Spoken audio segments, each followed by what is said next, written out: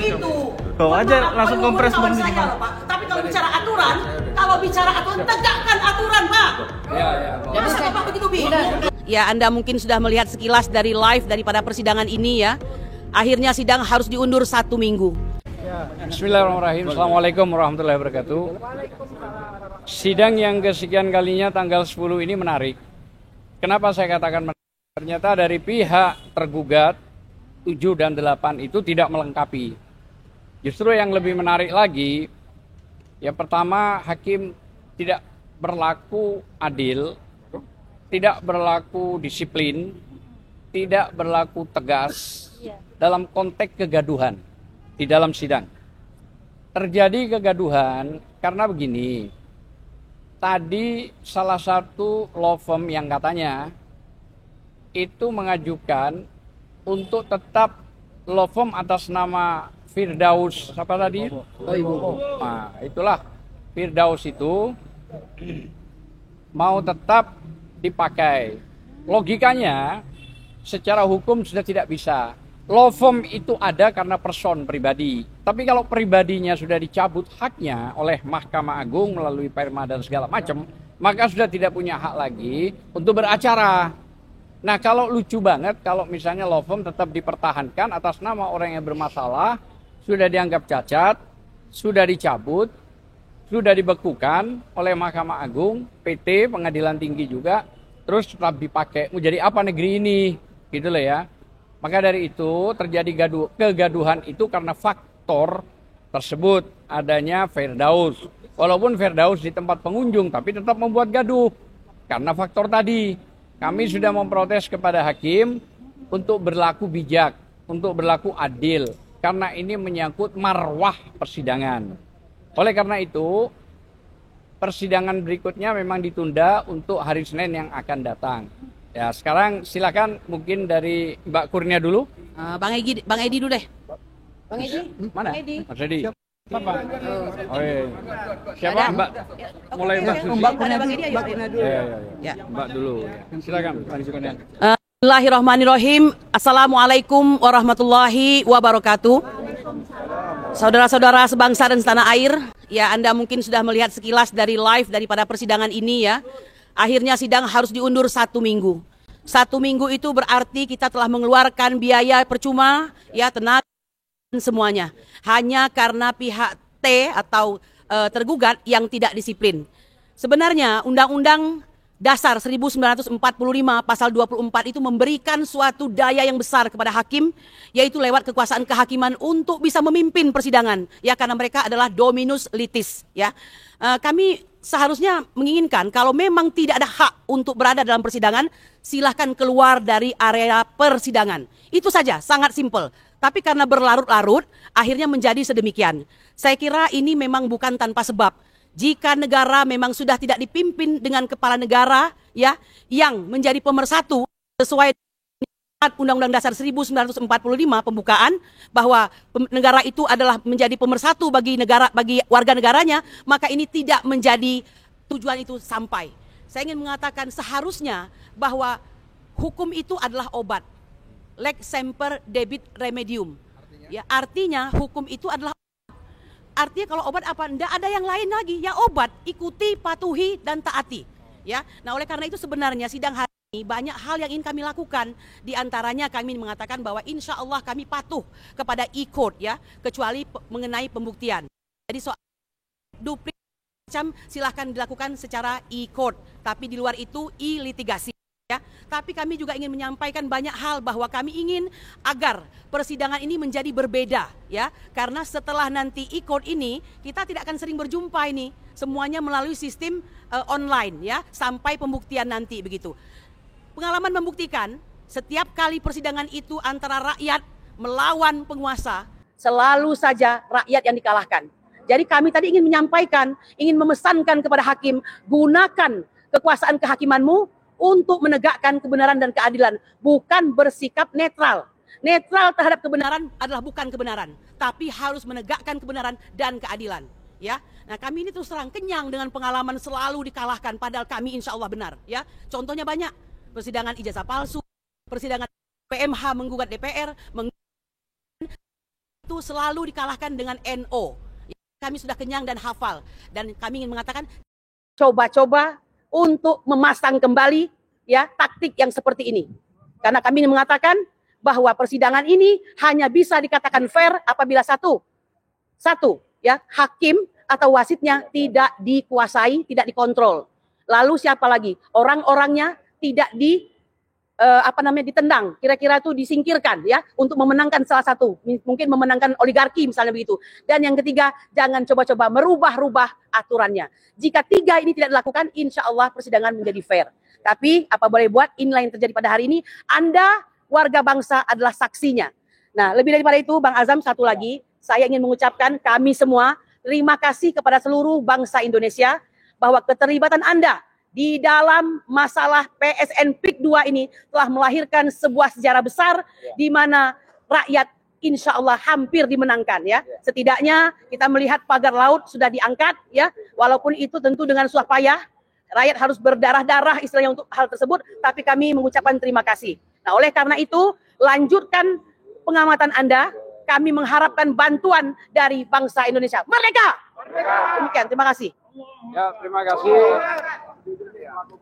Terima kasih apa yang disampaikan oleh Pak Kurnia tadi, sangat jelas. Jadi sebelumnya kami minta maaf juga karena koordinator kita Ahmad Gurzinuddin itu lagi ada acara yang lain, memang terbagi, gitu lah ya. Karena yang Ahmad Gurzinuddin juga mencari sebuah keadilan karena ada artinya sudah ada pelecehan sebuah keadilan, makanya dia melakukan hal yang lain yang kita ditugaskan di sini. Untuk selanjutnya mungkin bisa Mas Cucu untuk menjelaskan bagaimana persidangan ini. Ya, nah ini. Ya. Assalamualaikum warahmatullahi wabarakatuh.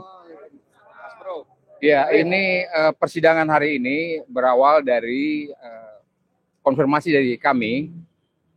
Ada pengacara yang masih menggunakan istilahnya kantor hukum yang sebetulnya sudah dibekukan. Ya, pengacara yang bersangkutan pun juga sudah dilarang ya, untuk bersidang atau beracara di seluruh pengadilan negeri di Indonesia ini. Mahkamah Agung yang melarang itu. Jadi sudah jelas. Jadi kalau mereka masih menggunakan surat atau kantor hukum yang bersangkutan, namanya siapa? Firdaus nggak penting ya, kata Pak Edi nggak penting. Itu dari situ pertanyaan itu.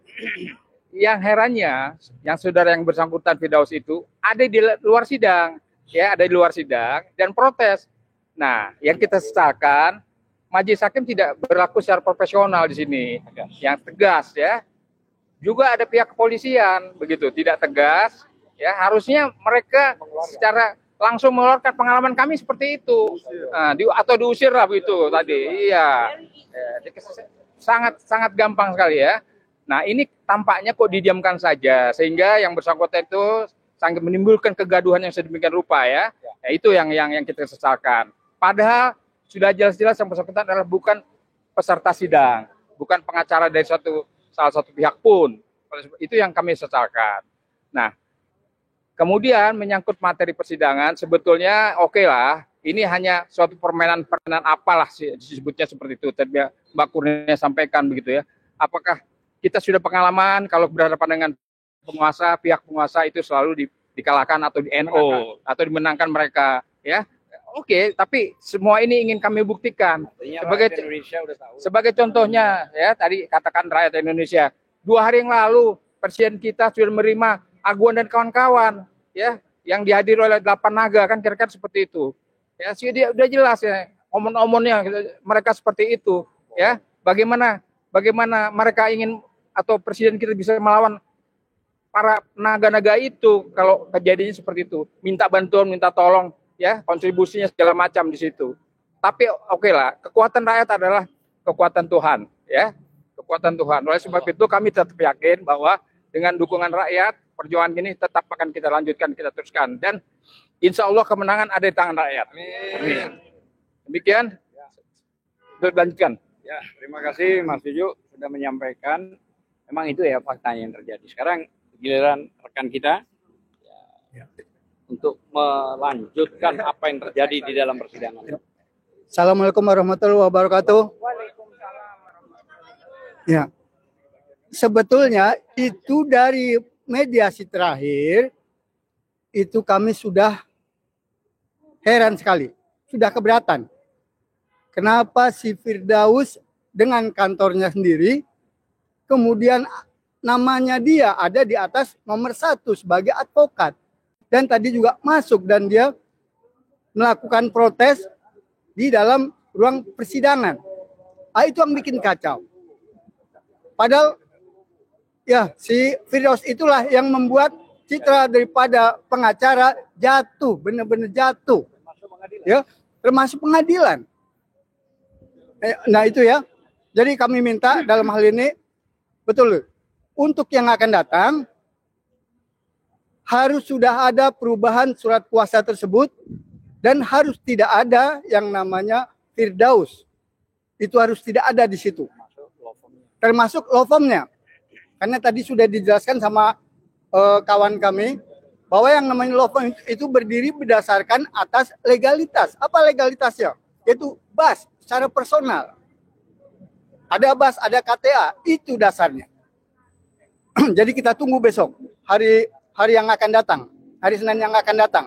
Nah, dalam hal ini terus terang saja, gugatan kita itu adalah awal daripada pergerakan rakyat, awal daripada pergerakan khususnya rakyat Banten. Ya, dari gugatan kita ini itu sudah seluruh Indonesia sudah pasti mengetahui hal ini. Walaupun berat, ada yang bilang gimana Pak Sugeng? Oh, walaupun berat tetap akan kami laksanakan, tetap akan kami lakukan perjuangan. Kenapa? Ya, kenapa? Si Omon-Omon kan ya berapa hari lalu dia menerima 9 naga, 8 naga, menerima di situ. Ya, sampai Aguan yang namanya Aguan itu udah kayak bintang film itu wajahnya. Di WhatsApp selalu hadir di situ. Nah, kami minta dalam hal ini untuk dukungan daripada rakyat seluruh Indonesia, kita melakukan secara hukum. Itu, kami minta doa dan kami minta dukungan. Bagi yang londo-londo ireng, termasuk pengacara ireng, kami minta secara pribadi bertobatlah. Ini rakyat kita, bangsa kita. Ya. Jangan sampai mencari makan di atas penderitaan rakyat sendiri. Jadi penjilat namanya. Dia punya alasan katanya bekerja. Orang-orang bekerja yang dari timur. Kalau bekerja itu berdasarkan atau didasarkan oleh penderitaan rakyat, itu udah nggak benar. Secara agama juga udah nggak bagus, udah nggak baik sekali. Itu saja. Ya. Dilanjut, Mbak Susi. Geser ya, enggak ya.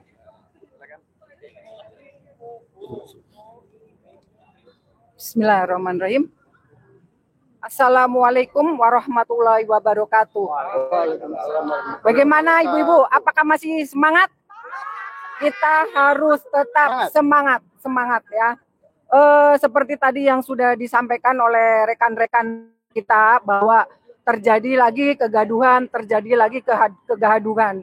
Hal ini perlu saya sampaikan bahwa beberapa minggu yang lalu ketika mediasi itu juga terjadi kegaduhan, itu ada podcast di luaran sana yang mendiskreditkan bahwa kami pihak pengacara dari penggugat yang sengaja membuat kegaduhan. Itu saya ada lihat beberapa kali seperti itu. Bahwa kami yang memancing kegaduhan, bahwa kami yang membuat kegaduhan untuk keperluan protes. Itu seperti itu. Jadi mohon maaf ya, kami ini tuh bukan orang yang gila ngetop. Kami itu bukan orang yang gila hormat. Kami di sini mengedepankan, menyuarakan kepada seluruh rakyat Indonesia bahwa inilah wajah peradilan di negeri ini. Inilah wajah negara kita yang sekarang sedang tidak baik-baik saja. Bahkan sekarang sedang diambang batas. Sakit itu udah kronis. Jadi seperti yang tadi kita lihat bahwa kami menyerahkan atas keberatan kami tentang rekan dari sebelah sana yang memang sudah diputus oleh Mahkamah Agung bahwa tidak boleh beracara. Tetapi akan memaksakan law firm-nya. Katanya secara pribadi tidak masalah, tetapi law firm-nya itu suatu suatu pelecehan kalau lopomnya dia dipermasalahkan. Padahal seperti yang tadi sudah disampaikan oleh rekan kami bahwa berdirinya lopom itu atas dasar legalitas pribadi, bahwa pribadi yang melekat. Apabila legalitas pribadi itu melekat, diakuin, diizinkan sebagai advokat untuk beracara, tentu saja kita bisa saja membuat lopom. Akan tetapi secara personal sudah dilarang, sudah diberhentikan. Bahkan Mahkamah Agung sendiri yang sudah menentukan ketetapan tersebut. Akan tetapi persepsi mereka lain. Jadi intinya seperti itulah. Ya, mungkin kalau dibilang tidak mengerti nanti tersinggung Bang ya. Jadi ya seperti itulah. Kami serahkan kepada pihak pengadilan atau kepada Ketua Majelis Hakim. Akan tetapi Majelis Hakim memang betul mengakomodir apa yang kami sampaikan. Akan tetapi kami melihat para penjaga keamanan atau polisi itu sangat lembek banget ya. Iya, diam aja. Ketika sama rakyat masalah sepele aja, bagaimana kencengnya, bagaimana langsung ditarik, diinjak. Akan tetapi menghadapi seorang Firdaus tidak bisa apa-apa, hanya kayak nengok kanan kiri. Itulah. Memang kami punya keyakinan bahwa sangat berat perjuangan kami ini. Kami tidak berharap banyak kepada pemerintah, tidak berharap banyak kepada peradilan, karena sesungguhnya mereka semua sudah terjerat oleh kondisi dan situasi yang mereka semua mempunyai kesalahan atau atau kontrak atau kesalahan, sehingga mereka tidak akan bisa tidak akan bisa berbuat banyak. Mereka tidak berani, baik dari mulai tingkat kepolisian maupun yang lainnya, dan yang terlebih adalah kepala negara kita. Kami jujur, dari awal kami sudah sangat berharap beliau dengan berapi-api, beliau dengan pernyataan bahwa akan menyerahkan, mewakafkan seluruh jiwa dan raga untuk rakyat Indonesia. Akan tetapi pada kenyataannya sekarang, menggelar karpet merah untuk oligarki, koruptor kelas kakap yang lebih terkini. Masya Allah, sekarang bagaimana kita nggak terzolimi rakyat, bagaimana kita tidak dibohongi. Masalah BBM, oplosan yang nilai korupsinya itu ribuan triliun, itu pun mana. Masalah ijazah palsu sampai sekarang juga tidak ada ujung bagian, dan yang lainnya. Terutama untuk hal perkara pagar laut ini, 7 perkara nomor 754 PGT, kami masih sedikit berharap kepada majelis mempunyai hati nurani. Akan tetapi kalau di belakang ada ancaman ini itu, walau alam, hanya kepada Allah Subhanahu wa Ta'ala kita menyerahkan, karena sesungguhnya kuasa yang tertinggi itu ada di Allah, dan hanya kepada rakyat seluruh, bukan hanya Banten ya, tapi seluruh Indonesia. Marilah kita jangan pernah lelah, kita bersatu untuk tetap berjuang, untuk tetap mengajukan, memperjuangkan hak-hak, menjaga NKRI, karena sesungguhnya bukan hanya masalah tidak ada penggantian, penggusuran, atau tetapi ini sejujurnya masalah akan keutuhan NKRI, perasaan merdeka. Sekian, terima kasih. Billahi taufik wal hidayah. Wassalamualaikum warahmatullahi wabarakatuh. Selamat sugeng Mbak Susi. Saya jelas tadi apa yang disampaikan pesan. Sekarang prinsipal. Terakhir Pak. Bismillahirrahmanirrahim. Assalamualaikum warahmatullahi wabarakatuh. Waalaikumsalam warahmatullahi wabarakatuh. Merdeka? Belum merdeka. Akan merdeka. Insya Allah merdeka. Teman-teman sekalian, tadi kita udah ikuti, seru banget ya. Alhamdulillah kita punya jagoan, antara lain namanya Jujuk Purwantoro. Masya Allah. Tadi begitu sih, siapa namanya? Yang nggak penting nama siapa? Daus ya. Daus itu ikut bunyi-bunyi cawe-cawe. Weh, beliau pangpung. Anda tidak berhak. Keluar. Yang naik meja ya, yang menurut teman-teman lawyer tadi sudah dicabut izin berbukukan ya oleh MA ya, dan tidak berhak sama sekali. Dan memang menarik sekali. Dan saya kira ini orang ini rada aneh ya. Tadi saya diam-diam takut juga loh, takut dia nanti kirimkan pasukan untuk menebar uranium di ruang sidang. Ya kan jangan lupa loh, dia punya gunung uranium loh, 4.000 hektar loh. Uranium itu kan bahan bakunya nuklir, masya Allah ngeri banget. Belum lagi apa sih namanya tuh mobil Lamborghini-nya 22 miliar ya si Hotman itu murah gitu. Saya nggak ngerti teman-teman wartawan tuh kok masih aja ngangkat orang ini jadi berita ya. Udah ngomongin macam-macam nggak masuk akal tapi jadi berita terus nih. Herannya. Nah tapi di luar itu tadi omong-omong aja. Sekarang kita masuk substansinya ya. Saya tertarik dengan Kurnia tadi ketika jalan keluar, dia mengatakan sambil marah, tentu saja saya sepakat sekali. Kalian enak mengulur-ulur sidang, kalian dibayar miliaran, bla bla bla bla, ya kan? Dan saya kira walaupun kita nggak tahu angkanya, saya kira itu hampir pasti benar ya kata Kurnia tadi, miliaran itu udah hampir pasti benar ya. Sementara kita kan semua ini, masya Allah, pengacara-pengacara ini pro bono, dapatnya dari Allah saja, insya Allah ya, pahalanya semuanya jadi amal soleh. Apalagi bulan Ramadan nanti pahala-pahala akan Allah tingkatkan, akan lipat gandakan ya, amin ya rabbal alamin. Nah, cuman seperti tadi kata teman-teman pengacara tadi, kita menyayangkan satu, hakimnya kita tidak tegas ya. Semestinya kegaduhan, kericuan semacam tadi itu bisa diminimalisir, kalaupun nggak bisa dicegah ya. Bisa diminimalisir kalau dia perintahkan aparat keamanan segera mengeluarkan si Wiwoho itu. Sehingga penting itu ya. Atau yang sok merasa penting itu yang pertama. Yang kedua, teman-teman tadi juga kepada petugas keamanan, khususnya pihak kepolisian juga nyaris tidak mengambil tindakan apa-apa. Sampai lagi-lagi Kurnia masih dalam ruang sidang tadi juga ngomelin betul ya. Ngomelin apa? Kalian dibayar untuk bla bla bla. Aduh, ini perempuannya dasar luar biasa, memang nggak ada lawannya.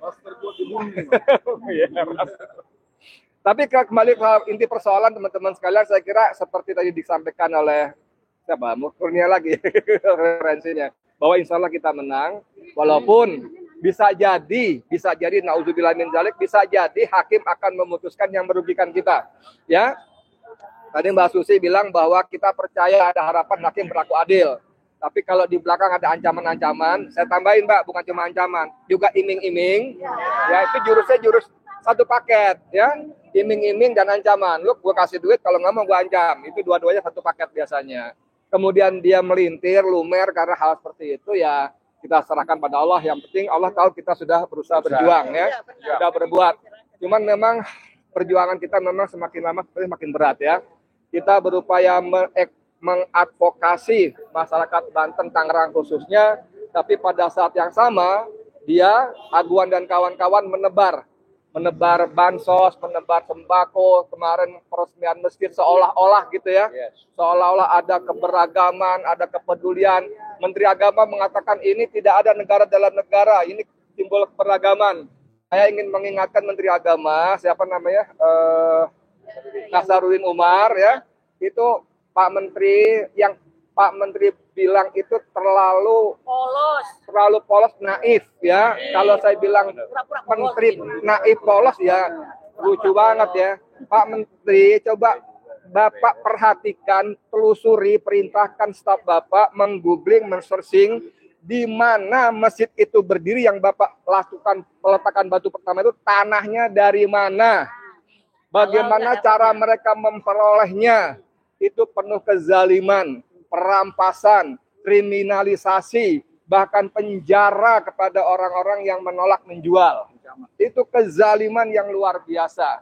Menguruk tanah yang belum selesai dibayar, menguruk tanah yang belum ada kesepakatan apapun juga, menguruk sungai-sungai, sawah, tambak, itu kezaliman Pak Menteri. Nggak bisa Pak Menteri melihat yang sudah jadi kemudian mengatakan ini simbol keberagaman, ini simbol kepedulian, kita terima kasih pada Pak Aguan. Kan saya boleh bertanya, Bapak Menteri dapat berapa? Saya nggak nuduh, kami nggak nuduh, tapi nanya dapat berapa, gitu loh. Merendahkan dirinya. Jangan, aduh, maafi Fulus, maafi Pak Eda. Saya tahu dah, Nasaruddin Umar itu bukan orang miskin. Kalau cuma 1-2 miliar sih kecil banget. Tapi masa iya? Ini urusan kezaliman, urusan melanggar dosa-dosa yang Allah haramkan. menzalimi rakyat, yang doa-doa orang terzalimi itu tidak ada hijab, Allah akan kabulkan. Makanya kalau mau ngomong, pikir-pikir, gunakan nurani, walaupun amplop transfer kebayang-bayang, nurani, kasih tahu nuraninya ini semua setoran ini semua nggak ada artinya semua di hadapan Allah, kan begitu teman-teman ya.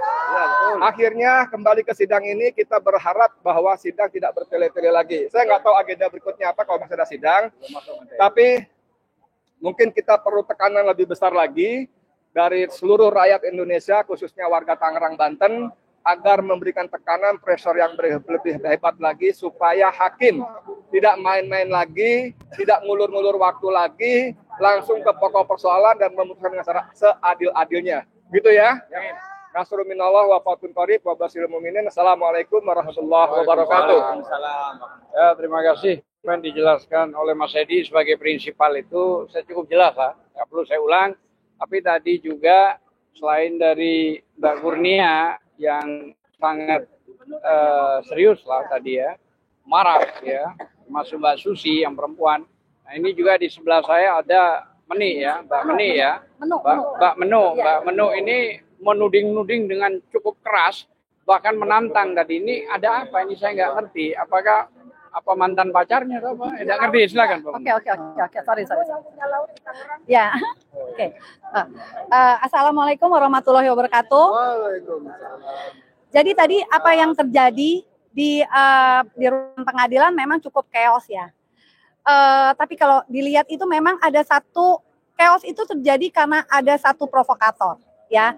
Dan memang kebanyakan ini kita ini adalah mak-mak yang gampang banget emosinya kepancing ya, betul ya.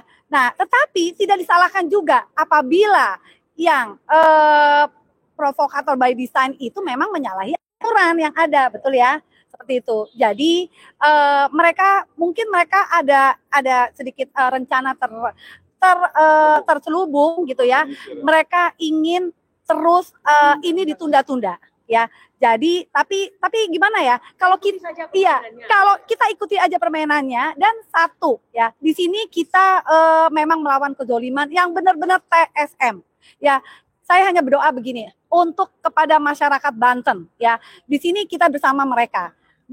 Semoga masyarakat Banten di sana juga kita kompak pada saat waktunya. Kalau memang negara bukan tidak ada untuk kita, kitalah yang akan merebut hak kita. Dan ya kita akan merebut hak kita. Dan satu lagi, kita di sini akan terus ada di pengadilan ya sampai titik darah terakhir. Kita tidak ingin sama sekali, kita tidak ingin kalau akhirnya Banten menjadi lepas, karena itu akan terjadi ke negara lain, ke daerah-daerah lain juga. Ingat, kita adalah Garuda, kita bukan naga. Kita sedang menunggu waktu kapan kita akan memotong leher naga itu. Terima kasih. Wassalamualaikum warahmatullahi wabarakatuh. Bang Anwar.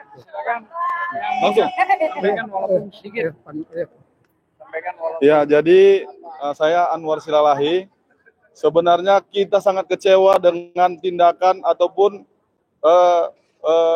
kelakuan daripada hakim tadi di persidangan, karena itu sudah sangat memalukan yang namanya peradilan di Indonesia ini. Dan harusnya ke depannya itu orang-orang seperti yang membuat Firdaus, yang membuat ricuh di persidangan, di ruang sidang, hendaknya dikeluarkan dan di blacklist ke depannya, tidak boleh hadir lagi. Nah, karena kita di sini yang namanya persidangan itu haruslah menghargai. Karena yang mana persidangan ini bukan tempat ecek-ecek kalau bahasa Medan. Ini tempat mencari keadilan dan wakil Tuhan.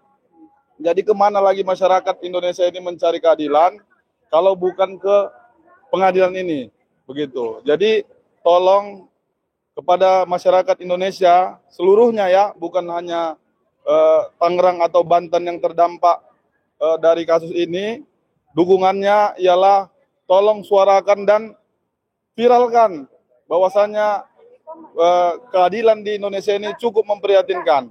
Begitu saja, mungkin saya kembalikan kepada Bang Hajan. Terima kasih kepada Anwar Silalahi. Mungkin sedikit ya. Tekan sedikit aja. Ya, oke. Sedikit. Karena waktu ya. Assalamualaikum warahmatullahi wabarakatuh. Ya ayyuhallazina amanu kutiba alaikumusiyam kama kutiba alal ladzina min qablikum la'allakum tattaqun. Man jada wajada. Artinya barang siapa yang bersungguh-sungguh maka dia akan dapat.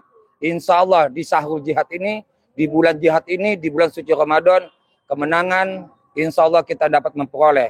Cuma yang sangat disayangkan, kami sebagai rakyat, mewakili rakyat, seluruh rakyat Indonesia, khususnya rakyat Banten, ya kami menghimbau, datanglah ke pengadilan negeri ini agar tahu kekuatan rakyat itu tidak bisa dikalahkan oleh siapapun. Yang pertama. Yang kedua, kami menghimbau kepada yang mulia hakim, ya jangan sampai hakim diintervensi oleh bayaran-bayaran yang tidak menentu. Itu dugaan saya. Tapi ingat hakim ini kayaknya lembek sekali tadi yang saya lihat.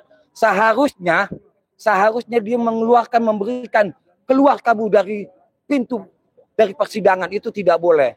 Padahal itu yang berkuasa itu yang di dalam, bukan yang di luar, itu saja. Kurang lebihnya satukan kekuatan, jangan lekas lelah dalam perjuangan ini. Takbir, Allahu Akbar. Saya sedikit mengingatkan, ada sebuah lagu yang dinyanyikan oleh Prabowo. Pada saat itu saya jadi karena Joko Widodo. Hidup Joko Widodo, hidup Joko Widodo. Dilanjutkan dengan suara nyanyian, terima kasih Bapak Joko Widodo, terima kasih Bapak Joko Widodo. Ini yang saya berikan pesan yang paling dalam. Nabi Musa alaihissalam mulai dari bayi sampai dewasa, tidak pernah Nabi Musa mengatakan hidup Fir'aun, hidup Fir'aun. Dan dinyanyikan lagu oleh kelompoknya, terima kasih Raja Fir'aun, terima kasih Raja Fir'aun. Tidak pernah. Saya membaca hadis palsu maupun hadis sahih, tidak ada itu. Saya kira itu. Sampai jumpa. Terima kasih. Ada lagu. Oh, ya, ada lagu.